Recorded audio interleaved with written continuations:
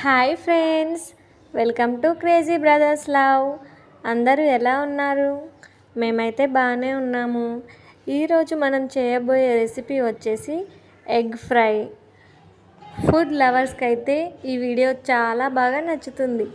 ప్రాసెస్లోకి వెళితే ముందుగా స్టవ్ ఆన్ చేసి ప్యాన్ పెట్టుకొని 2 టేబుల్ స్పూన్ ఆయిల్ వేసుకొని ఆయిల్ హీట్ అయ్యాక 2 మీడియం సైజ్ ఉల్లిపాయలు సన్నగా తరుముకొని వేసుకోవాలి.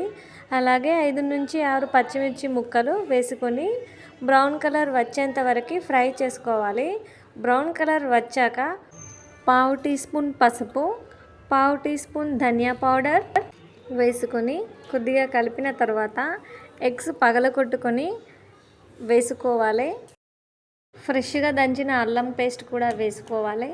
నేను ఇక్కడ మర్చిపోయాను, అల్లం పేస్ట్ వేయకుండానే గుడ్లు పగలగొట్టుకున్నాను. సో ఇప్పుడు వేయడానికి ఆప్షన్ లేదు, మీరైతే వేసుకోండి అల్లం పేస్ట్.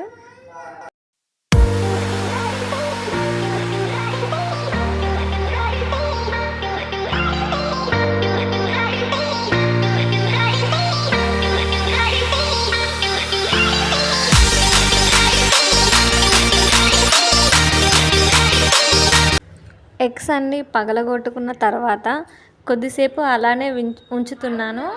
ఒక 5 నుంచి 10 నిమిషాల తర్వాత 1 teaspoon salt, 2 teaspoons కారం పొడి వేసుకుంటున్నాను. మీరైతే మీ టేస్ట్కి సరిపడా వేసుకోండి.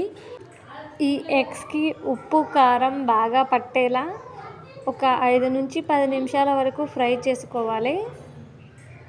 వీడియోలో చూపిస్తున్న విధంగా ఒకసారి చూడండి.